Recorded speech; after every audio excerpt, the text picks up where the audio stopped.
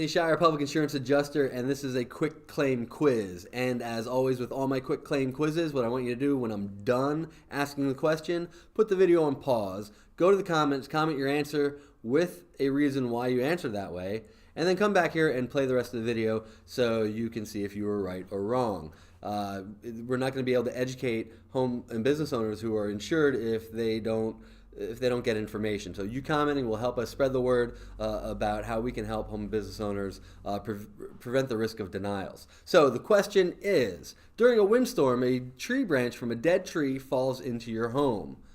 Is that a covered loss? I will pause. No, you pause the video. Answer below. All right. Little bit of a trick question, or more of a complex answer than you're probably expecting. Number one, the tree itself is not covered, meaning the tree doesn't have value in this scenario. So they're not going to buy you a new tree. There's two parts to your answer that are kind of important.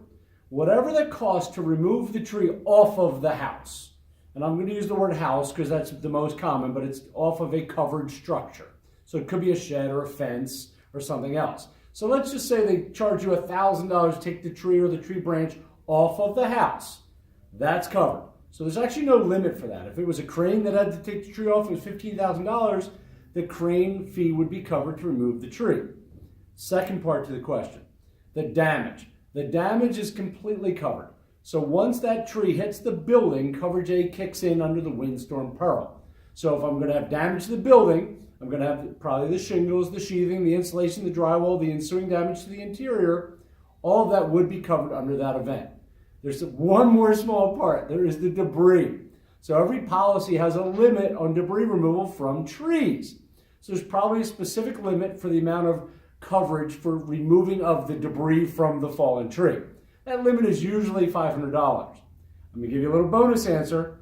Anything that exceeds the $500 to remove the debris comes off of the deductible. So let's assume it was $1,000 to remove the debris and you had a $500 deductible. They would pay the limit of the policy, $500 in debris removal, and the additional $500 that you had to pay to remove it means you get no deductible on the claim. Hope that answers your question. Usually I can throw a little more confusion in. Does it matter if the tree's dead or alive? It does not matter if the tree is dead or alive. It's all a tree. It is covered. In that instance, it doesn't matter if the tree's dead or alive. A lot of people, actually, I heard today that the tree was dead. It was an act of God, and that is simply not the case. This is why you always want to be represented by a public insurance adjuster. We understand what you're owed and why, and we tell the insurance company you are our client this because of these reasons, and we have the leverage from the state insurance department to they have to negotiate with us in good faith and get you a proper settlement. Anthony Shire, Public Insurance Adjuster. Hope you enjoyed the quiz.